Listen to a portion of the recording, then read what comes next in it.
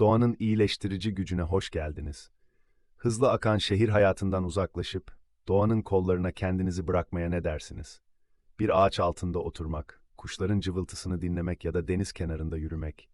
Bunlar ruhumuzu nasıl besliyor biliyor musunuz? Doğa, stresimizi alır, bizi yeniler. Bir an için gözlerinizi kapatın ve derin bir nefes alın. Hissediyor musunuz? O taze havayı, çiçeklerin kokusunu.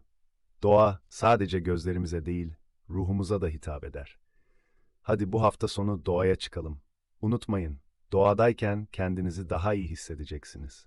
Bunu denemek için sabırsızlanıyorum. Videomuzu beğenmeyi ve takip etmeyi unutmayın. Doğanın güzelliklerini birlikte keşfedelim.